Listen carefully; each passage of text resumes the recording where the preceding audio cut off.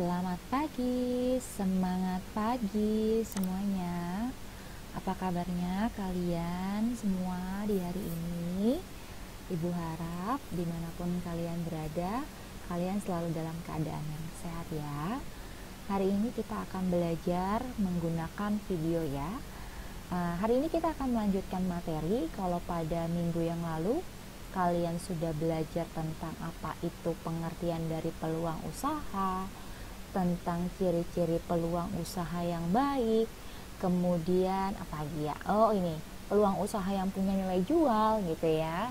Nah, di hari ini kita akan melanjutkan materi tentang peluang usaha gitu ya. Kita akan belajar tentang sumber peluang usaha, kemudian bagaimana sih cara kita bisa melihat ya kalau itu suatu peluang usaha atau bukan gitu ya. Cara melihat peluang usaha itu bagaimana. Nah, itu yang akan kita pelajari di hari ini. Langsung aja di materi topik yang pertama. Sumber peluang usaha itu pada dasarnya ada dua ya anak-anak. Jadi ada yang internal. Yang namanya internal berarti dari dalam diri wirausaha itu sendiri ya. Dari niatnya, dari minatnya, dari hobinya gitu ya. Nah, itu sumber internal, berarti dari dalam diri wirausaha itu sendiri. Nah, yang kedua, sumber peluang usaha itu ada yang dari eksternal. Berarti kalau eksternal itu adalah sumber yang berasal dari luar ya.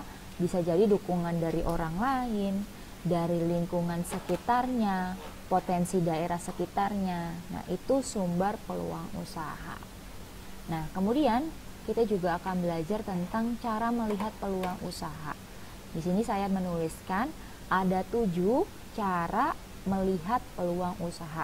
Jadi misalnya nih kalian mau membangun suatu usaha, misalnya mau menghasilkan sebuah produk ya, baik itu barang ataupun jasa, bagaimana sih cara melihatnya begitu ya. Nah, yang pertama, lihat potensi daerah sekitar kalian. Ya, jadi kalian bisa lihat potensi daerah sekitar kalian. Misalkan nih, ya, kalian amati nih, masyarakat di daerah kalian itu rata-rata bermata pencaharian apa? Jadi rata-rata pekerjaannya apa? Kemudian kalian juga bisa lihat kondisi alamnya, gitu ya. Rata-rata di daerah kalian itu alamnya misalnya menghasilkan apa, entah itu buah, misalkan sayuran.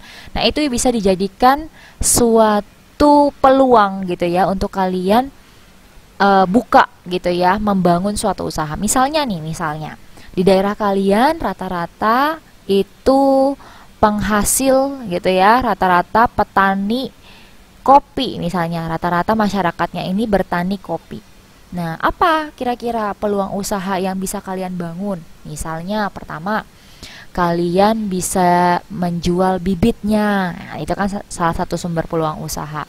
Atau misalnya kalian jualan kopi khas daerah kalian sendiri, misalnya, gitu ya. Atau misalnya kalian buka coffee shop. Nah, itu adalah suatu sumber peluang usaha yang bisa kalian jadikan, gitu ya. Nah, dari apa? Dari mana? Dari potensi daerah kalian. Itu yang pertama. Kemudian yang kedua. Yang kedua, mencari tahu kebutuhan masyarakat sekitar. Ya, kalian harus teliti, kalian harus analisis, cari tahu. Kira-kira rata-rata nih masyarakat daerah kalian ini butuh apa sih gitu ya, apa yang menjadi kebutuhan mereka. Kayak tadi misalnya nih, rata-rata di sana banyak petani kopi ya, apa yang jadi kebutuhan mereka? Misalnya mereka butuh alat-alat pertanian gitu ya. Nah, itu kalian bisa jadikan suatu sumber peluang usaha. Kalian buka usaha jualan produk alat pertanian misalnya, atau tadi juga misalkan jualan bibit, itu juga masih bisa. Atau misalkan lagi kalian buka jasa pengangkutannya. Nih, rata-rata petani bingung nih buat ngangkutnya, hasil pertaniannya dari desa ke kota tuh bingung pakai apa. Nah, kalian bisa nih misalkan buka jasa transportasi. Nah, kalian bisa cari tahu dari apa sih yang menjadi kebutuhan masyarakat sekitar. Itu yang kedua. Selanjutnya yang ketiga yaitu bekerja sama dengan usaha lainnya. Ya, kalian bisa jalin kerjasama dengan usaha-usaha lainnya. Misalnya, kalian tadi buka usaha ini, jualan alat-alat pertanian gitu ya. Kamu bisa join nih kerjasama gitu ya dengan supplier alat pertanian. Misalnya, kamu sebagai penjual di daerah kamu. Dengan demikian, misalnya kamu dapat harga khusus, dapat potongan khusus seperti itu. Itu yang ketiga. Yang keempat, mulai dari hobi. Nah, ini paling basic banget, paling standar banget. Ya, carilah gitu ya, apa nih yang menjadi kesukaan kamu, hobinya kamu. Siapa tahu gitu ya, hobi kamu ini bisa menghasilkan suatu peluang usaha gitu ya, bisa menjadi suatu usaha kamu. Misalnya, kamu hobi buat foto nih ya. Kamu hobi banget fotoin orang misalnya, atau fotoin benda, barang gitu ya. Nah, itu bisa jadikan suatu peluang usaha nih. Kamu bisa buka jasa foto misalnya. Atau kamu punya hobi nih. Misalnya kamu punya hobi main futsal misalnya, main bola. Nah, berawal dari hobi kamu misalnya, kamu bisa buka usaha misalnya jualan alat-alat olahraga gitu ya. Atau misalnya kamu juga buka lapangan misalnya, lapangan futsal untuk disewakan. Nah, itu juga bisa jadi sumber peluang usaha. Dari mana asalnya? Dari hobi yang kamu punya. Selanjutnya, kalian juga bisa mencari peluang usaha itu dari internet. Wah, ini sangat banyak ya. Kamu bisa cari di Google, bisa cari di YouTube ya. Bisa juga misalnya cari di media sosial gitu ya. Apa sih yang lagi hits, yang lagi tren gitu ya. Caranya bagaimana, tutorialnya bagaimana. Wah, itu sangat banyak sekali sumbernya dari internet. Selanjutnya yang keenam, nih memulai dengan menciptakan hal yang baru. Ya, jadi jangan lupa lagi nih, kemarin kita sudah belajar tentang 3 tipe kreativitas. Salah satunya adalah tipe yang pertama itu menciptakan, yaitu membuat dari yang belum ada menjadi ada. Jadi kamu juga bisa nih ya, buka usaha gitu ya. Apa sih yang belum pernah orang pikirkan gitu ya, tapi ternyata kamu punya nih idenya. Nah, kamu bangun usahanya gitu ya, atau kamu buat produknya, atau kamu buat jasanya, itu juga bisa. Kemudian yang terakhir, kalian bisa ya bangun suatu usaha dari bakat. Ya, kamu punya bakat apa? Kamu punya potensi apa? Kamu punya minat apa? Misalnya kamu bakat masak nih ya, misalkan anak boga nih. Misalnya punya bakat masak. Nah, bakatmu ini ternyata bisa loh kamu kembangkan menjadi suatu peluang usaha. Misalnya kamu buka catering, buka toko roti gitu ya. Atau misalnya kamu punya bakat suaramu bagus nih ya. Kamu juga bisa nih, misalkan jadi jasa guru vokal. Nah, itu juga bisa dijadikan suatu peluang usaha. Nah, itu tentang cara melihat peluang usaha. Hari ini kita akan belajar tentang resiko usaha. Ya, resiko usaha. Jadi ketika kalian membangun suatu usaha, itu tidak lepas dari yang namanya resiko. Ya, segala sesuatu itu pasti ada resikonya, begitu ya, ada konsekuensinya. Nah, apa aja sih resiko-resiko dalam kalian nanti berwirausaha gitu ya? Nah, kita masuk ke yang pertama, yaitu resiko teknis. Ya, resiko teknis. Resiko teknis ini terjadi akibat apa? Akibat ketidakmampuan kalian sebagai seorang wirausaha untuk mengorganisir. Mengorganisir itu apa? Mengatur gitu ya. Mengatur suatu usaha, mengelola suatu usaha, begitu juga dalam mengambil keputusan, begitu ya. Kalian itu salah gitu ya dalam menentukan, salah dalam memilih, salah dalam mengelola, mengatur. Nah, apa aja contohnya ya? Yang pertama misalnya biaya produksi kalian ternyata terlalu tinggi gitu ya. Sedangkan laba yang kalian dapatkan itu misalkan terlalu rendah. Misalnya kalian memilih supplier bahan-bahan mentahnya itu gitu ya. Ternyata harga jualnya terlalu tinggi nih. Nah, itu juga termasuk resiko ketika kalian memutuskan gitu ya untuk memilih supplier tersebut, itu harus dipikirkan apakah kira-kira biaya produksinya nanti akan lebih tinggi atau lebih rendah. Nah, itu harus dipikirkan. Kemudian resiko teknis yang kedua, ketika ada karyawan yang mogok nih, misalnya dia demo nih, gak mau kerja. Kenapa? Misalnya akibat dari kesejahteraan yang kurang diperhatikan, misalnya tidak ada cuti misalnya, atau misalkan gajinya terlalu kecil. Nah, itu kan akibat apa? Kalian dalam sebagai seorang wirausaha, sebagai pemimpin gitu ya, dalam mengelola, memutuskan, mengatur itu salah gitu ya, atau kurang pertimbangan. Terus yang ketiga, misalnya pemakaian sumber daya yang tidak seimbang. Misalnya kalian rekrut karyawan itu misalkan terlalu banyak, ya akibatnya apa? Tadi kembali ke poin yang pertama, biaya produksinya jadi tinggi. Terus misalnya terjadi kebakaran akibat keteledoran gitu ya, tidak hati-hati, kurang hati-hati. Ada pencurian, penipuan, karena apa? Misalnya pengawasannya nih kurang ketat, ya karyawannya misalkan teledor. Terus misalnya ternyata biayanya terus membengkak, tapi harga jualnya tetap. Dengan demikian apa tadi? Laba yang kalian terima misalnya semakin sedikit, semakin minim. Nah, itu resiko yang pertama ya, resiko teknis. Terus yang kedua, ada resiko pasar.